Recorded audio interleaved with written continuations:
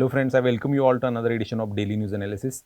So in this particular edition, we are going to discuss some very important articles that are part of the Hindu as well as Indian Express newspaper. The first important and very historic announcement about GST, next gen GST reforms unveiled. So very important analysis from the perspective of again GS3 economy, from the perspective of prelims, know some of the items which have been under 0% slab or even under 5% or now the revised 18% slabs as well. So important analysis, so stay tuned. Another important article that we are going to discuss is about should reservation exceed the 50% cap. Very important debate from the perspective of again GS2, polity and constitution. So some constitutional questions surrounding the recent reservation debate, important analysis. Another important article is about the plan for theatre commands and debate surrounding theaterization, particularly important from the perspective of GS3, defense related analysis. Another important article we are going to take a look at is about India's coffee heartland facing danger due to monsoon fury in recent times. So, we are going to discuss where exactly is India's coffee heartland and what is the position of India when it comes to coffee production, its exports, what sort of growth conditions are needed for the coffee plantations and all those issues surrounding those coffee plantations as well. So stay tuned for that particular analysis. In decoded section, which is important particularly from the perspective of mains, we are going to discuss important analysis from the Hindu titled India's recent maritime reforms and the course correction needed in this regard. So in recent times, we have seen the maritime shipping bill being passed by the Rajya Sabha. So in this wake, the reforms needed in the India's maritime sector, important analysis again from the perspective of GS3, defense, to certain extent economy, at the same time policies and important schemes of the government in GS2 as well. So stay tuned for that analysis as well. So the first important article that we are going to discuss is about the historic GST 2.0 unveiled. So in recent times, we have seen the Prime Minister announcing the next gen GST reforms from the ramparts of the Red Forts on the 15th August.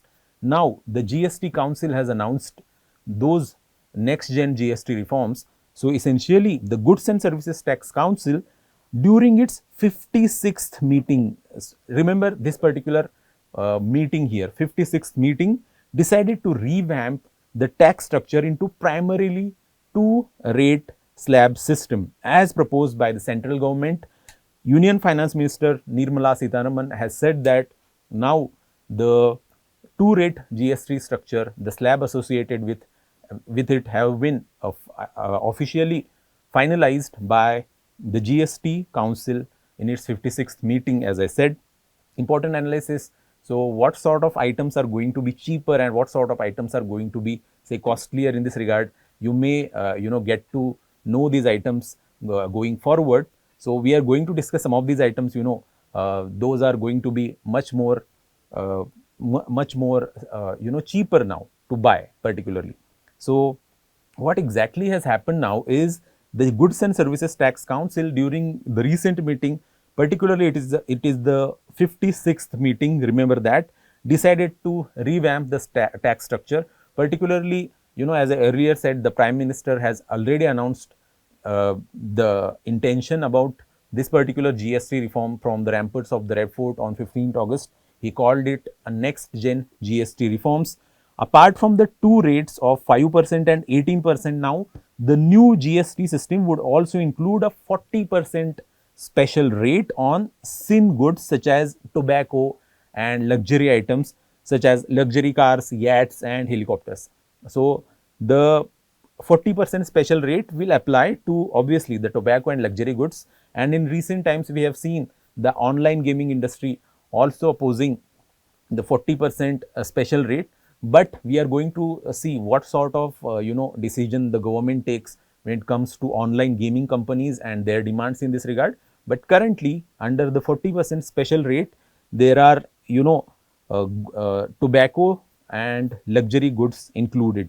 The decision will come into effect from September 22. So essentially, it is sort of a Diwali bonanza. So the Prime Minister called it a Diwali bonanza for all of us. So essentially, the decision of the GST Council now will come into effect on September 22. For most of the items, only tobacco and tobacco related products will move to the new structure at a date to be announced specified by the Prime Minister. So, why exactly this particular tobacco and tobacco related products have been delayed when it comes to rate implementation on these items is because of the compensation cess. So, essentially compensation cess is is going to continue on the tobacco and tobacco related products, so that some sort of uh, some sort of revenue losses can be recovered from those cesses. But we are going forward, we are going to see the implementation of tobacco and tobacco related products and the new rate on these items. The date for that implementation has not been announced yet, but except that, for all other items from September 22, the new GST rate structure will come into effect. The government also calculated that the net fiscal implication of the rate cuts based on consumption patterns in 23-24 would be around 48,000 crore. So, government is going to feel a pinch of around 48,000 crore due to essentially this rate rationalization. Earlier, we used to have 4 rates, but now essentially we now have 5% and 18%, just 2 slabs, very simplified tax structure. That is the purpose of introducing the GST in the first place, and we are getting to that purpose. So it is very historic, very next gen. It is rightly said by the Prime Minister, it is a next gen GST reform. So essentially, although it will incur some sort of revenue loss, at the same time it will boost the consumption. Going forward, we have Diwali, and essentially it will be a huge boost when it comes to lower middle class, upper middle class as well. From the perspective of say rural demand also, it will boost the consumption. So we are going to see huge boost to the GDP in the upcoming times. Although finance minister, when asked, cautioned that the impact on GDP, we will going to see the impact in the upcoming times, but obviously the impact will be positive going forward when it comes to GDP growth. However, the officials clarified that the real implications would be known on the basis of current consumption, and that the rate rationalization was expected to result in a buoyancy effect and improved compliances. So, what exactly is the buoyancy? Most of the time we hear this particular word, tax buoyancy. So, buoyancy effect means, buoyancy is an economic term, by the way, which describes a trend of gradual increase in commodity or equity market prices. Buoyant market is generally considered very optimistic, but it is less favorable than say a bullish market. So, essentially, what is the meaning of tax buoyancy? Remember the word tax buoyancy here, the meaning of it is very important. Tax buoyancy is a ratio of change in tax revenue in relation to change in gross domestic product or GDP of an economy. So, what is the meaning of tax buoyancy? You may get this particular question in UPSC Prelims. So, remember the definition. It is a ratio of change in the tax revenue in relation to change in the GDP of the economy. It measures how responsive a taxation policy is to the growth in economic activity. So, remember that. So, tax buoyancy is the relationship between the ratio in change of tax revenue when it comes to GDP, the changes to GDP. Remember that. So, important terms from the perspective of prelims, you must remember that particular terms. So, going forward, GST rate rationalization will have very buoyant effect when it comes to Indian economy. Prime Minister hailed GST reforms. He called it the wide-ranging reforms will improve the lives of our citizens and ensure ease of doing business for all, especially small traders and businesses. So, he called it a next-gen GST reforms. We have already seen his historic speech from the ramparts of the Red Forts on 15th August. But before discussing further, let's in a short bit just explain GST Council, the basics of GST Council. So, what exactly is this GST Council? It is a constitutional body. Remember that GST Council is a constitutional body which is established under Article 279A of the Indian Constitution. So, it is a constitutional body under Article 279A. I am talking about GST Council here, formed to make recommendations on GST rates exemptions, thresholds, etc. Obviously, it is, in the historic GST Reforms Act of 2016-17, the GST Council, it is a constitutional body brought through the constitutional amendment at that point of time under Article 279A of the Constitution. So, who are the members of the GST Council? There is obviously a chairperson. Chairperson is obviously the Union Finance Ministers. There are members, Union Minister of State of Revenue, Finance or Revenue, Finance Minister or equivalent of all states and union territories with legislators are members of the GST Council. When it comes to voting and decision making, every decision requires at least 75% majority of the weighted votes. Voting weights generally, weighting, when it comes to voting averages, central government possesses 1/3 of the total weight of the voting. All states combined together have 2/3 of the remaining voting percentage. This means that the center alone cannot pass a decision, and it will need at least some states' support to pass any decision through GST Council. So, in recent times, we have seen this particular, historic rate rationalization reform through GST Council. So, changes in tax slabs and rate rationalization covered under this particular reform. When it comes to the finance minister, she hailed these reforms. These reforms have been carried out with a focus on the common man. So, common man is the focus. Every tax levied on the common man has gone through a rigorous looking into, and most cases the rates have come down. Labor intensive industries have been given good support. Farmers, agriculture will benefit from the decision. Health related sector will also benefit. So, why she called, health related sectors will also benefit? Because, individual health related policies have been, have been taxed in the nil category. So, and so now they will not face any sort of GST. With these reforms, GST will now get rid of multiplicity of tax slabs. So, we had 4 tax slabs earlier, although if you can include say nil and as well as, special tax, special cesses in this regard, it will actually balloon to some 5 to 6 slabs. But primarily there were 4 tax slabs of 5%, 12%, 18% and 28% earlier. Now, we will have the 2 broad tax slabs, a merit rate of 5% and a standard rate of 18%. In addition to a special demerit rate of 40% for super luxury, sin and demerit goods such as pan masala, tobacco and cigarettes. So, the people who, actually smoke cigarette and chew tobacco or pan masalas will have to pay more. So, it is essentially a good thing, because it will improve the health of the people to certain extent as well. In going forward, we may see reduced cases of cancer to certain extent due to this particular impact, because, but this the last point is very controversial. It may be, you may see, some sort of reduction in cancer rates. We are optimistic about this particular fact. So, let's see the health implications also, we will get to know in few years time. The streamlining of slabs will help in correction of inverted duty structure. So, the earlier GST tax structure will have had this problem of inverted duty structure. What exactly is the inverted duty structure? It is the tax rate on output supply is lower than tax rate on input. So, essentially the tax on output will be more than tax on input.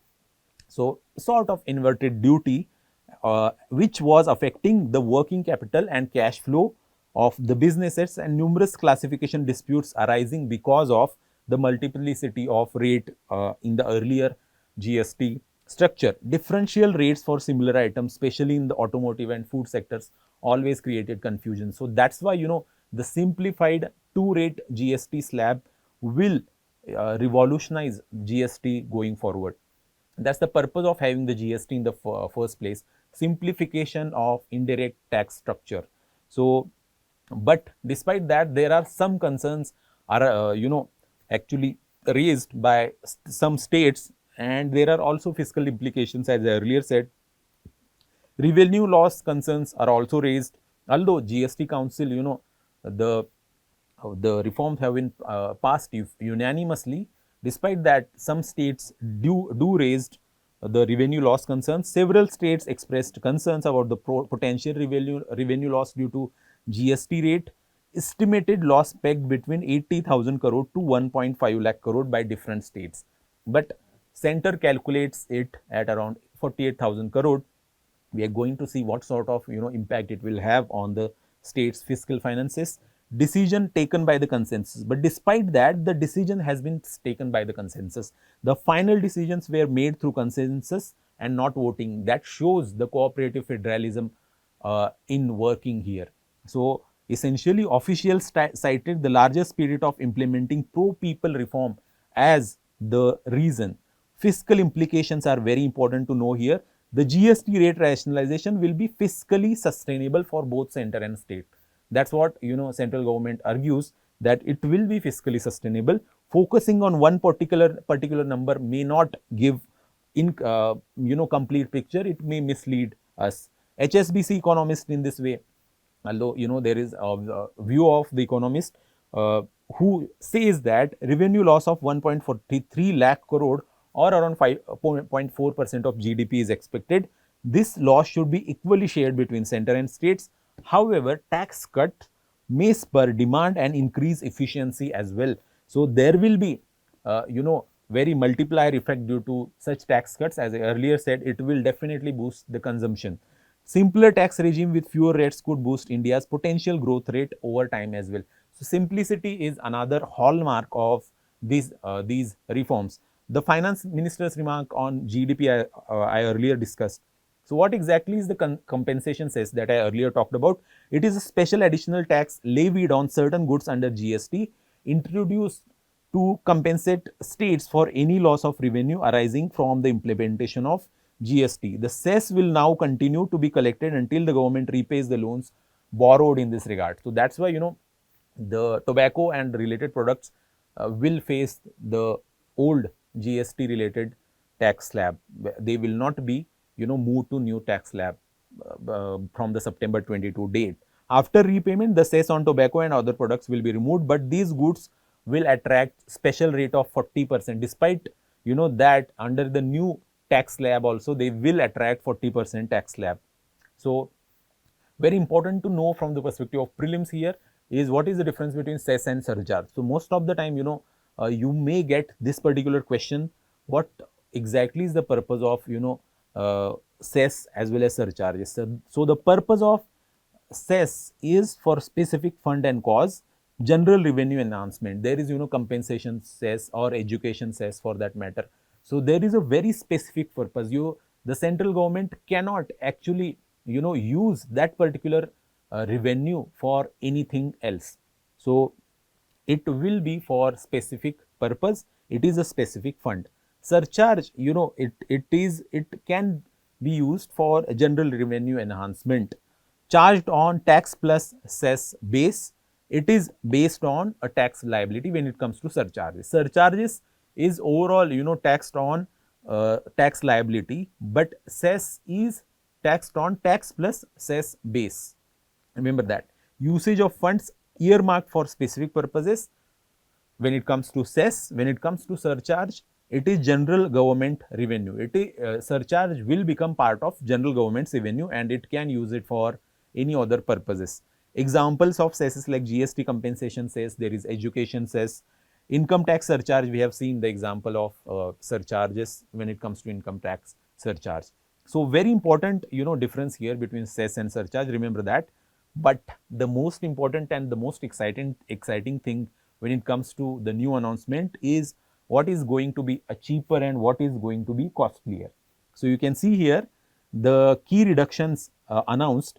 Daily essentials like hair oil, shampoo, toothpaste, toilet soap, bar, toothbrush, shaving cream, or even butter, ghee, cheese and dairy products. Apart from that, pre-packaged namkeens, bhujia and mixtures, utensils, feeding bottles, napkins for babies, diapers, sewing machines, etc. will face only 5% GST rate now. So earlier they used to face 18% to 12% rate, but now they will face almost just 5% of rate. Agriculture is another sector which has been, benefited immensely due to this rate rationalization.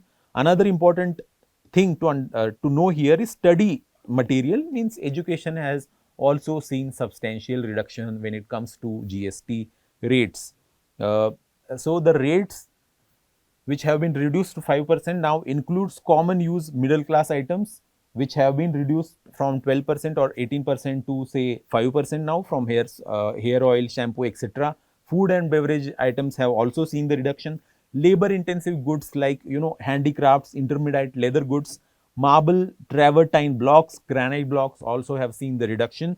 Other goods, 12 specific biopesticides, biomethanol, man-made fiber from 18% they have been reduced to 5% now. Man-made yarn also have been reduced from 12% to 5%. Spectacles for vision correction, they have been reduced from 28 to 5% now. So I can finally make good glasses now. I can finally have good spectacles. So by the way, I am waiting for that particular change.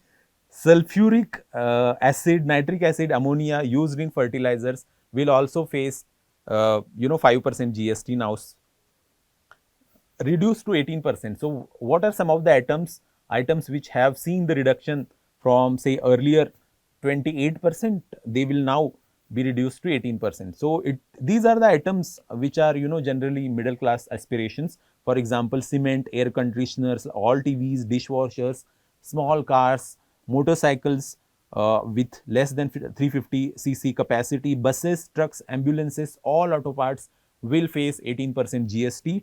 GST reduced to 0%, that is exempted.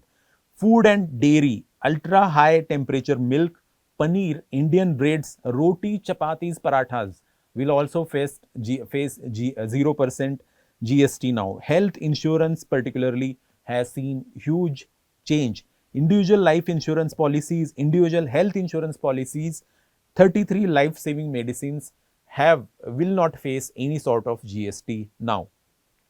When it comes to GST changes for luxury or sin goods, special rate of 40% is announced, applicable only to select super luxury and sin goods. What are those goods? Pan masala, gutka, cigarettes, chewable tobacco, zarda, bidi, aerated water, caffeinated beverages. So coffee essentially will become more costlier.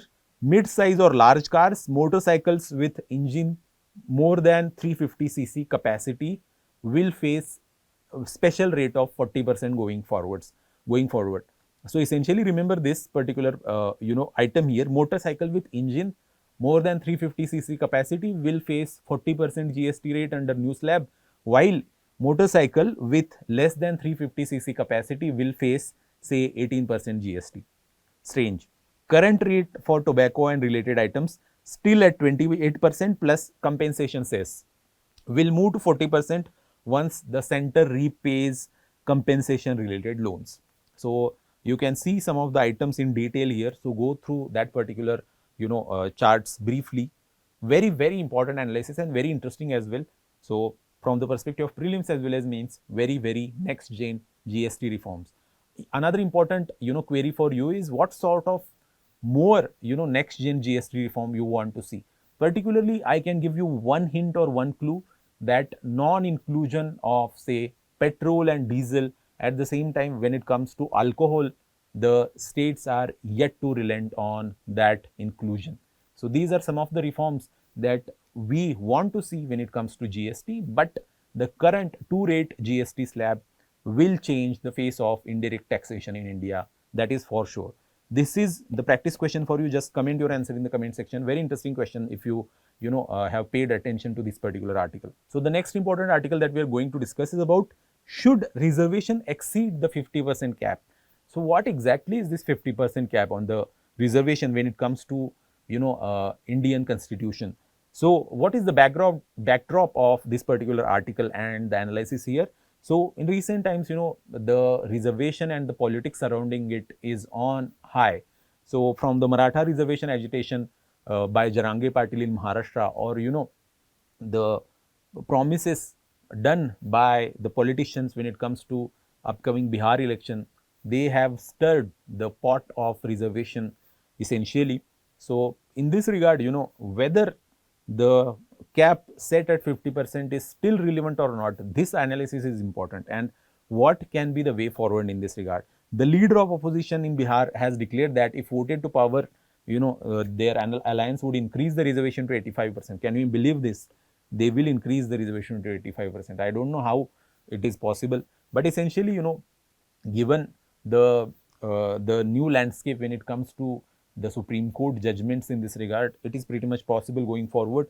In another development, the Supreme Court has issued notice to the union government on a petition demanding the introduction of a system similar to the creamy layer for reservation among SCs and STs.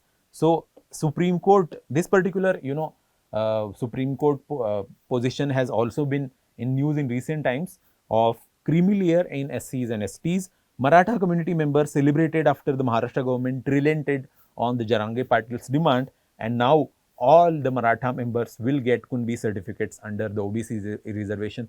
So essentially, other OBC groups are up in the arms against this particular government decision. So we are going to see, lot many agitations, lot many conflicts going forward when it comes to Maratha reservation in particular, Maharashtra in particularly. But when it comes to reservation provisions, what is the constitutional basis? Whether the reservation being announced are constitutional or not?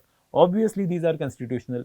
The many Supreme Court judgments have actually reaffirmed the provisions. So, Article 15 and 16 guarantees equality to all citizens in action in any action by the state, including admissions to the educational institutions and public employment, but respectively. There are, Article 15.4 and 16.4 in this regard.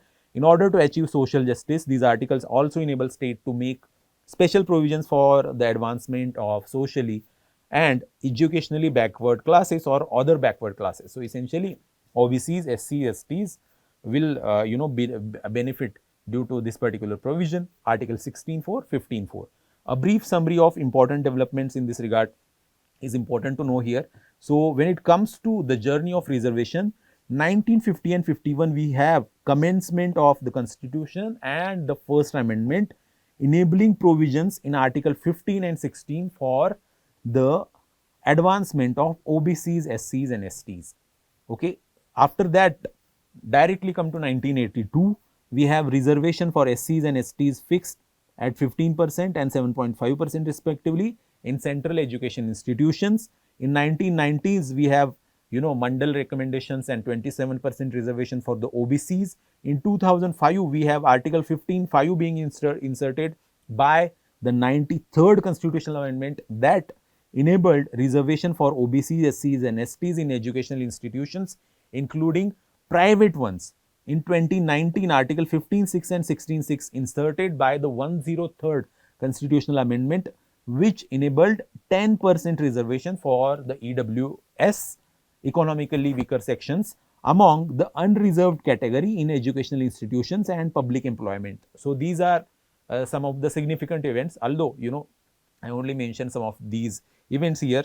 So OBCs, the current reservation when it comes to center, stands at OBCs at 27%, SCs at 15%, STs 7.5%, and for the economically weaker section, we have 10% reservation.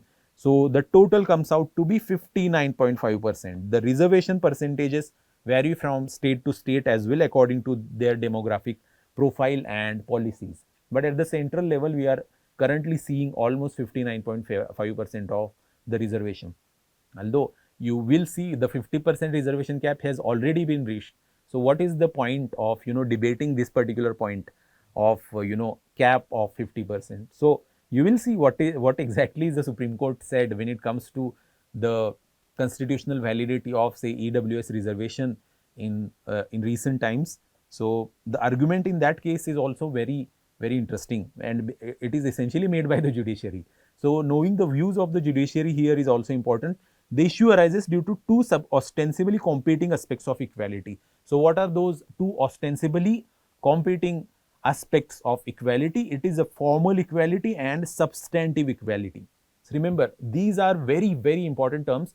You may get the question in mains particularly. UPSC has fond of asking such type of questions. What is the difference between formal and substantive equality.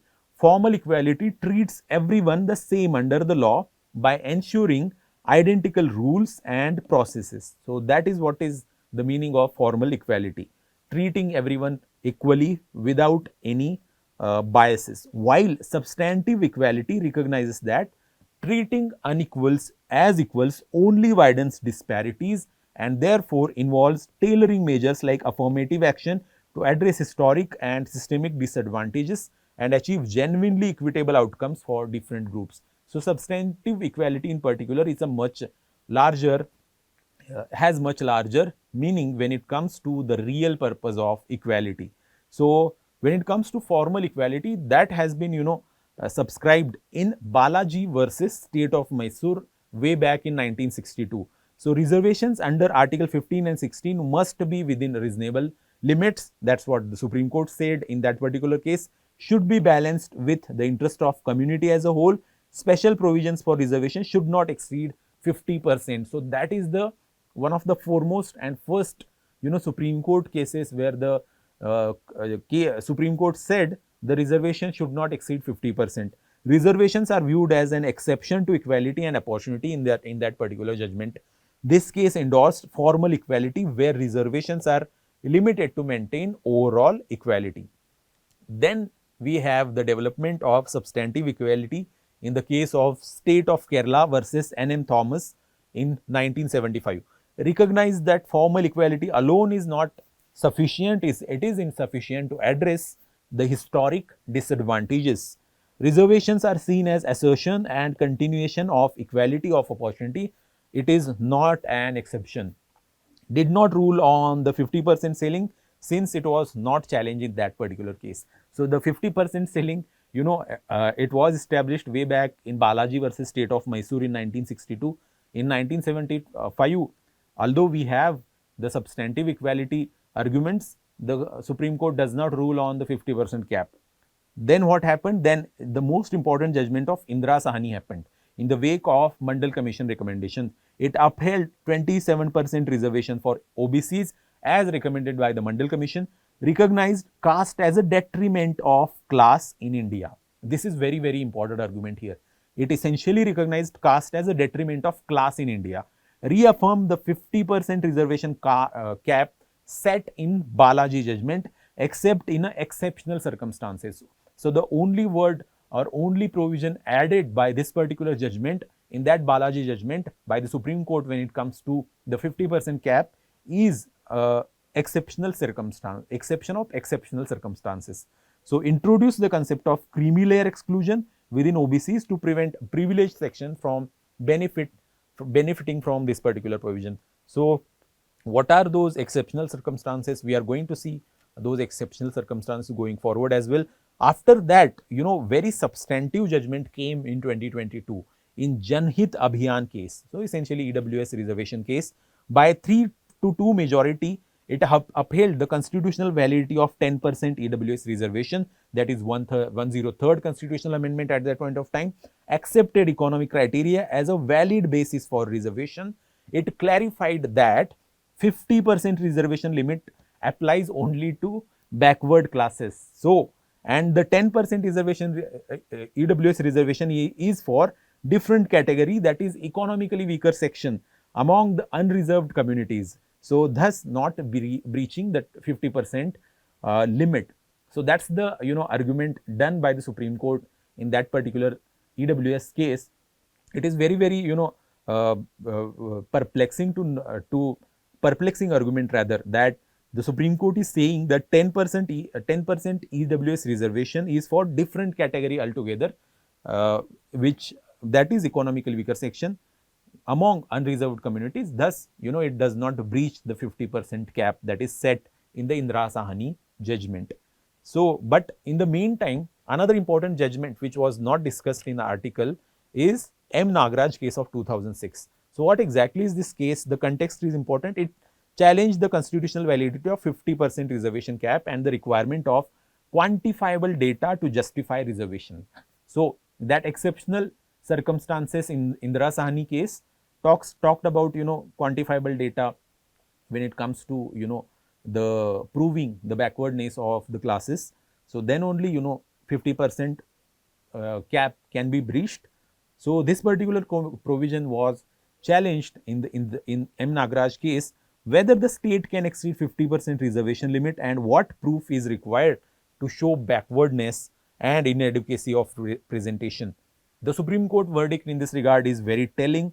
Upheld the 50% reservation ceiling but allowed exceeding it in exceptional circumstances again. So what are these exceptional circumstances the judgment talked about? The states must collect quantifiable data to prove backwardness of the class, inadequacy of their representation in public employment, that reservation does not affect the efficiency of the administration, emphasize the creamy layer exclusion for OBCs. So it again emphasized creamy layer exclusion for OBCs, which was again first time emphasized in the Indira Sahni judgment as well. The impact of this particular judgment is also tremendous. Imposed a stricter test on states seeking to increase the reservation beyond 50%. Until and unless you have the quantifiable data to show the backwardness of the class, you cannot breach the 50% ceiling. That's the main judgment or main focal point of M. Nagaraj case. So this is some constitutional journey of the reservation when it comes to India. But what are the competing arguments when it comes to exceeding the reservation cap? So Dr. B.R. Ambedkar in this regard has rightly said in the Constituent Assembly speech in November 1948 that the need to have reservation for backward communities that have been left out in the past is tremendous. He also opined that the reservation should be confined to minority in order to uphold the guaranteed right of equality of opportunity as well. So obviously he supported the reservation for the backward classes, but after that the demand to increase the reservation beyond 50% cap has been tremendous. Growing demand to increase reservation beyond 50% judicial cap to reflect the actual proportion of backward classes in the population. Strong demand for caste census to obtain the accurate data instead of relying on estimates. So that's why in recent times we have seen the caste data and the announcement of caste census in this regard, along with general population census in the upcoming times. Particularly, the government replies in parliament states that 40 to 50% of reserved seats for OBCs, SCs, STs in central government remain unfilled. That is some of the data point here, and which argues that we need to breach the 50% cap. Concentration of reservation benefits. This is another flaw here, which has been finding of the Rohini Commission as well. About 97% of reserved jobs and educational seats at the central level have been taken by roughly 25% of OBC castes and subcastes. Nearly 1000 of 2600 OBC communities have zero representation in jobs and education. Similar issues exist in SC and ST categories where there is no creamy layer exclusion. So despite having creamy layer in OBCs, only some of the OBC caste or have gained tremendous benefits of the government reservations. So that's why the subcategorization suggested by the Rohini Commission, the government need to take those recommendations very seriously and work on its implementation. In recent times, the creamy layer debate in SC and ST reservation has also came up. Creamy layer debate, particularly in the case of state of Punjab versus Devinder Singh of 2024, 4-judge majority urged the central government to create policies for creamy layer exclusion in SC, ST reservation, similar to very OBC reservations. However, the central government in August 2024 reaffirmed that creamy layer does not apply to SCs and STs. So we are going to see lot more litigation when it comes to the creamy layer implementation or creamy layer implementation in SC/ST reservation going forward, but obviously the central government is opposed to it. Arguments against extending the creamy layer to SCs and STs. What are some of the arguments against the extension of creamy layer to SCs and STs in this regard? Vacancies reserved for STs and SCs are often not filled. Concerns of creamy layer usurping opportunities of more marginalized section is seen as less relevant. Excluding creamy layer may lead to increased backlog of vacancies as well. So these are some of the arguments when it comes to the opposition to creamy layer for SCs and ST communities. But what can be the way forward? We have seen lot of the reservation related agitations in recent times, whether it is Maratha reservation, there is Jats, there is Kapu reservation demand as well. So what can be the way forward? Right to equality of opportunity is a fundamental right. Increasing reservation up to 85%, it will violate that particular principle. So we will not have this situation of 85% reservation. That is first and foremost. We need to focus on substantive equality. Affirmative action is necessary to uplift the underprivileged. So that's why we need to focus on employment generation, skill upgradation, etc. Census 27 and database decisions. The 2027 census will enumerate backward castes, providing empirical data in this regard. So caste census will give very vital data for more granular level reservation and inclusion of more backward classes among say OBCs and SCs and STs in the reservation benefits. Based on this data, wide ranging discussions with all stakeholders are needed to determine an appropriate reservation level. Subcategorization among OBC, obviously as I said, the Rohini Commission has given some of the very brilliant recommendations. Government need to implement those. Two-tier reservation for SCs and STs. The proposal here is to consider two-tier reservation system as demanded before the Supreme Court, priority to more marginalized section within SCs and STs, extending benefits to relatively better off groups. This aims to ensure that reservation benefits reach the most marginalized across generations. Limitations of reservation. Obviously, there are limitations. The public jobs are limited. The education seats are also limited in public institutions. So, to what extent reservation can be the tool for social reforms? Government and wider population needs to rethink their thirst for reservation, and we need to focus on skill development and employment generation when it comes to the youth empowerment. So India by 2047 cannot just rely on the reservation for empowering our powerful youth. Particularly the demographic dividend depend lot on the education and job creation in private sector as well. So this is very important practice question for you. Just comment your answer in the comment section. So the next important article that we are going to discuss is about plan for theatre command. So this particular analysis came in the Indian Express explain page. So the seminar Ran Samvad of 2025 is ongoing. So in that particular seminar, we have seen the competing competing arguments when it comes to the theaterization. So it showed the lingering differences of opinion within defense service leaderships over the structure of theatre commands, which are among the major reforms. So theatre command, particularly the theaterization of the armed forces, particularly Indian armed forces, the demand is always there. It is one of the topmost reforms. Even earlier, the Prime Minister has talked about it in 2019-20 as well. But now there is difference of opinions when it comes to the structure of theatre commands. You can see the views of the Air Chief Marshal Admiral Dinesh Kumar, Air Chief Marshal AP Singh, or Admiral Dinesh Kumar's statement, or CDS General Anil Chauhan's role as well. So particularly important to know here is the CDS General's role. He is leading the theatre command plans first and foremost, placed to address any dissonance within the services regarding theatre command creation. The final structure of theatre commands is yet to be approved by the government. So that is true. Government hasn't taken any decision when it comes to the final structure of theatre commands, but the Air Marshal Chief has warned against rushing the theatre command plan and suggested the creation of Joint Planning and Coordination Center in Delhi under the Chief of Staff committees to enhance jointness among Army, Navy and Air Force. So what exactly is the demand for theaterization here?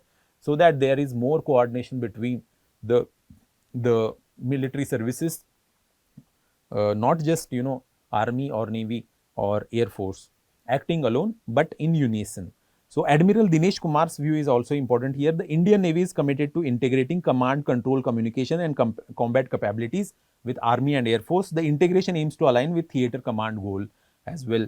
So what exactly is the theaterization here? The theaterization plan seeks to integrate the Army, Navy, Air Force and their resources into specific theater commands for deployment under single unified command structure. So that's why, theaterization in the modern warfare is very, very important. Each command will be assigned a specific geographical region, combining the resources of the three services for operational roles. So for the operational efficiency and operational capacity, we will have these commands assigned to each specified very geographical regions, and they will manage the theater in that particular geographical region. So there is very much a unison or unified control when it comes to the communication aspect of the three services as well, so that operational efficiency does not suffer. The exercise is attempted as a part of higher defense reforms in line with changing nature of modern warfare. So the modern warfare in particular is changing tremendously. We have seen the this particular aspect in whether in Russia-Ukraine war or in Israel-Hamas war in recent times. So the nature of warfare is changing. So that's why the theaterization debate has taken a new importance in this week. What are the current commands when it comes to Indian defenses? There is the Army and IF currently have 7 commands each. The Navy has 3. In addition, there are 2 tri-service commands, the Andaman Nicobaran Command and Strategic Forces Command, which manages India's nuclear arsenal. There is also the Headquarters Integrated Defense Command or Defense Staff, which was created after the Kargil conflict to fulfill the need for institutional framework for higher management of defense. So you can see the multiplicity of command centers here. So the purpose of theater commands, it is a part of higher defense reform, as I earlier said, inspired by advanced militaries to ensure integration among Army, Navy and Air Force. So that is the basic purpose here. As I earlier said, many times most of these services act in silos, but the theaterization will itself, the purpose of it is the integration of all the operational aspects of the Army, Navy and Air Force. So particularly China, US, Russia, UK, France are among the militaries that operate with their theater command concept. CENTCOM of US operated in the 2 Iraq wars among other operations. So CENTCOM is essentially sort of a theater command which operated in Iraq war efficiently as well. What is the need for integration? It aims to enable 3 services to fight future wars jointly, not individually. So for greater operational efficiency, future wars need to be fought jointly, because the modern warfare is changing and it is a multi-domain warfare. It requires coordination among land, sea, air, UAVs, high precision weapons, cyber and space domains. So you can see the number of domains which are there under the current warfare. So that's why jointness between all the services in this regard is very, very important. Benefits in future conflicts, it will have tremendous benefits. Different views are there when it comes to debate exists between whether theater commands are the only way to achieve the integration and jointness. What are the other joint measures in this regard? Cross postings among the 3 services, creation of joint logistics nodes, joint procurement training and staffing through joint planning and integration. So these are aspects which have been included until now. We have seen some jointness between the different services, but what is the origin of theaterization idea and what are some of the subsequent developments in this regard? In his 2019 independence speech, Prime Minister announced the creation of Chief of Defence Staff post to unify the military and reduce fragmentation. So in 2019, PM announced the creation of CDS. In December 2019, Union Cabinet approved CDS post, which is a 4-star general rank post. The CDS would head the newly created Department of Military Affairs. So CDS will actually head Department of Military Affairs. So what is the specific mandate of DMA? It promotes jointness in procurement, training, staffing for the services through joint planning, integration of their requirement, facilitate the restructuring of military commands for optimum utilization of resources by bringing about jointness in operations, including through establishment of joint theatre commands, promote the use of indigenous equipment by the services. So essentially you can see one of the provision of specific mandate of DMA here, jointness in operations and establishment of theatre commands. So that's why the current CDS General Chauhan is focusing so much on theaterization, and he is leading the effort in this regard. There are obviously there are some dissonance in that regard. So since 2020 we have developments in this regard. What is initial plan? It proposed 4 theatre commands: Air Defence Command, Maritime Theatre Command, and 2 land-based command, Western and Eastern sectors. Change in leadership: General Bipin Rawat, the first CDS, died in helicopter crash way back in December 21. We have seen that tragic news. His successor, General Anil Chauhan, reconsidered the plan after the objections of IAF. So this particular initial plan was objected by IAF, and now the subsequently General Chauhan is reconsidering that particular plan. So what is the new proposal? Move from 4 fixed theatre commands to adversary based joint theatre commands. So this is something new. Commands to be carved out from 17 service specific commands. There is a northern and eastern border commands which will focus on the China, western border command which will focus obviously on the western front, that is Pakistan, maritime command on maritime threats. Operational roles: initially service chiefs to handle raising training, sustaining theatre commands to handle operations. Later discussions included the possibility of service chiefs retaining some operational roles as well. There are further deliberations and studies. Just go through this, not that much important. So, but what are the challenges when it comes to the creation of theatre commands? Obviously, there is a structural challenge. Theatre commands to dismantle existing service-specific commands functioning for over 70 years. There is always, resistance when it comes to bringing such revolutionary change. IAF reservation, as I earlier said, IAF has, raised some of the reservation. Views of former IAF chief have been given here. So let's see, one view here of Air Chief Marshal RKS Bhadoria. He stressed IAF is not merely a support arm. Air power plays a major role, supports theatre commands, but emphasizes getting the structure right through deliberations. So he wants more deliberation when it comes to theatre commands, establishment of new theatre commands.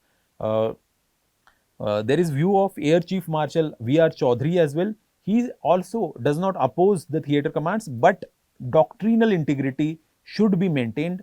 Command should be future ready, include space and cyber warfare. So these are some of the views of IAF, retired IAF chiefs at that point of time. What is the position when it comes to current IAF?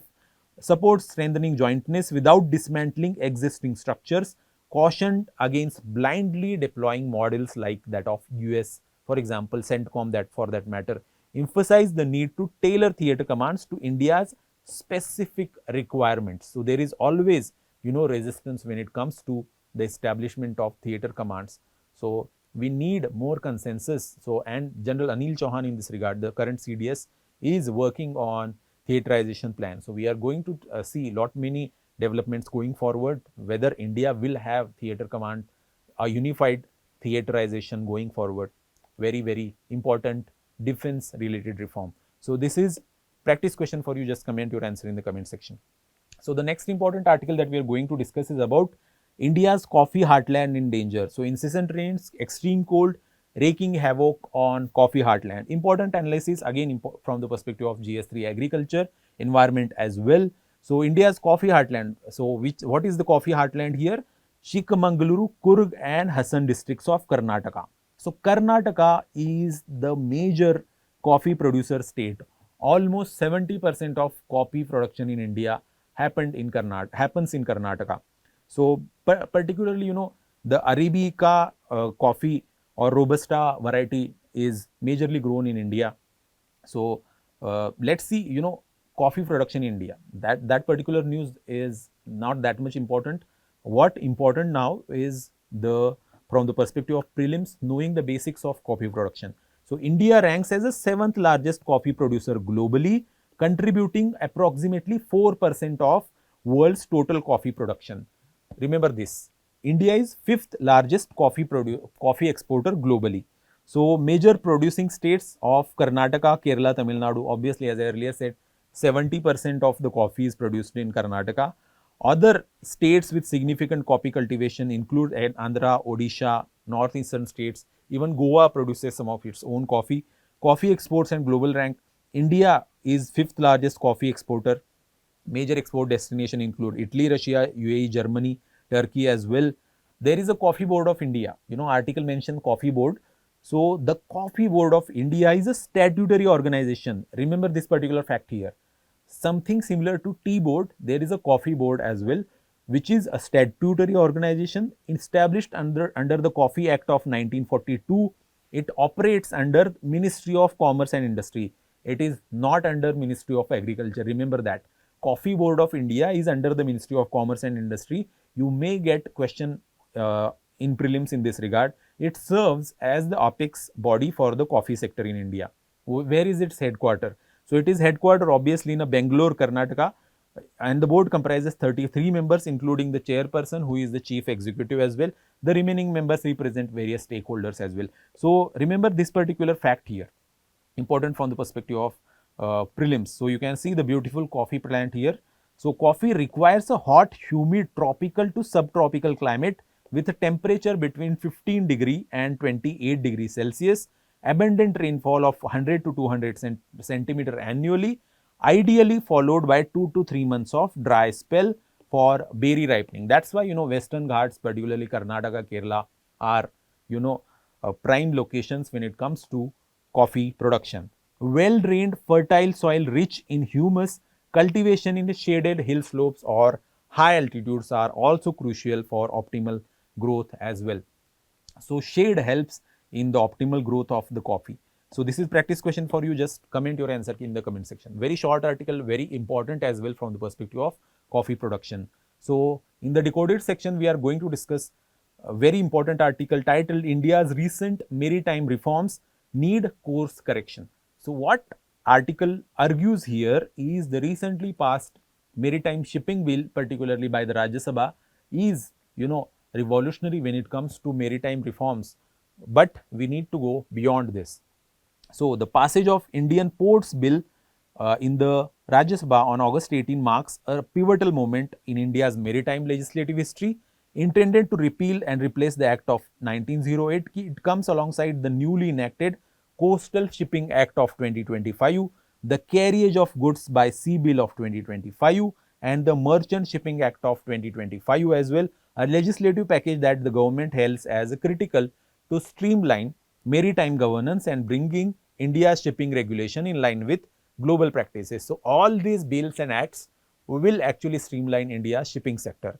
So what are some of the highlights of Indian Ports Bill, by the way? I have actually, summarized the highlights of the bill. Just go through these, highlights briefly, important. But what exactly is the passage of Indian Ports Bill signifies? It is a landmark reform. The Indian Ports Bill passed by Rajya Sabha replaces centuries old 1908 Act. It is a part of broader legislative package including Coastal Shipping Act of 25, Carriage of Goods by Sea Bill of 25 and the Merchant Shipping Act of 2025. These laws aim to modernize India's maritime governance. So all these, maritime laws mostly, are colonial era. They have been, reformed now in Indian spirit. So we have seen the landmark reforms being passed in this regard. Progress and challenges in this regard are also important to know. The new laws address fragmentation and outdated frameworks in India's maritime sector. Very true. They are intended to boost trade, attract foreign investment and promote sustainable port development. So port development is again emerging as an anchor of, India's Gati Shakti project as well. However, the bills passed without thorough parliamentary debate or committee scrutiny, raising concerns about lack of political consensus and public engagement. Obviously, in recent times, we have seen the parliament efficiency suffering due to lack of, discussions on important bills, and same happened with this particular bill. Centralization versus federalism debate has been, sent at the center as well. The Indian Ports Act centralizes power in the Maritime State Development Council, chaired by Union Minister of Ports. This council can direct states to follow central policies like Sagar Mala or PM Gati Shakti. Critics argue this undermines cooperative federalism and stripped coastal states of fiscal autonomy and flexibility. So there is, this debate about the role of states when it comes to the reforms, the recent reforms in maritime sector. Regulatory and dispute resolution concerns are also raised. The Act grants vague discretionary powers that could overburden small operators with compliance requirements. Clause 17 bars civil courts from port-related disputes, mandating resolution only through internal committees controlled by port authorities, raising fears over impartiality and investor confidence. So these are, some of the concerns when it comes to dispute resolution mechanism under the Act. So it will, the dispute resolution mechanism is not simple. So the author argues the resolution mechanism should be much more simpler. Issues in Merchant Shipping Act. So the article highlights the issues in Merchant Shipping Act specifically as well. The Act updates vessel registration, ownership, safety and environmental standards. It relaxes ownership rules, allowing partial foreign overseas citizen of India ownership without fixed thresholds. It recognizes bareboat charter cum demise registration, BBCD registration. Remember these words, BBCD registration, associated with Merchant Shipping Act. Remember that from the perspective of prelims. You need not remember all these very specific, provisions of the acts and bills. Just, highlights are important here, which could let foreign lessors retain control indefinitely without stricter transfer rules. Mandatory vessel registration regardless of size increases bureaucratic burden on small operators as well. So these are some of the issues in Merchant Shipping Bill, Merchant Shipping Act of 2025 in particular. Concerns with Coastal Shipping Act. So what are some of the concerns when it comes to Coastal Shipping Act? The Act aims to protect coastal shipping for Indian vessels, but allows Director General of Shipping Board discretionary licensing powers over foreign vessels. Vague clauses on national security or strategic alignment could arbitrarily applied. Small operators, especially fishers, face burdensome reporting requirements without clarity on data use or protection. So, considering all the issues in these particular laws, what is the balanced reform when it comes to the maritime sector of India? While modernization is necessary, reforms should preserve federal balance and ensure fair competition. Ownership and licensing rules need clear legal definitions, not vague executive discretions. The current framework risks benefiting a few at the cost of states' autonomy and India's maritime security. Significant amendments are needed for these laws to truly promote ease of doing business, without compromising on the governance or security as well. So the article here essentially argues for the more reforms in these particular acts or bills which have gone through the passage in the parliament in recent times, but without, sufficient scrutiny or public debate. So the article here gives very good message that the acts and bills which are being passed by the parliament needs to be thoroughly, go through the committee process as well, so that the, the flaws in the bills are genuinely or generally taken care of. So from the perspective of say prelims, very important to know the difference between major and minor ports. So major ports generally managed by the central government, minor ports are under state governments or private bodies sometimes as well. There are 13 major ports currently operational in India, and there are more than 200 minor ports in India.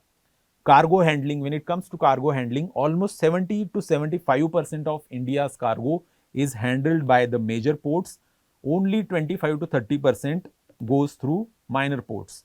What are some of the examples? By the way, Mumbai, Chennai, Paradeep, Kandla are some of the major ports. When it comes to minor ports, very famous minor ports are there. There is Dahej, Pipwa, Nagapattinam as well. So this is the mains practice question based on the article for you. and this is very important prelims question as well. So just comment your answer in the comment section for this particular question. Prelims, from the perspective of prelims, very, very important. That's it, and stay tuned for another edition of Daily News Analysis. Thank you.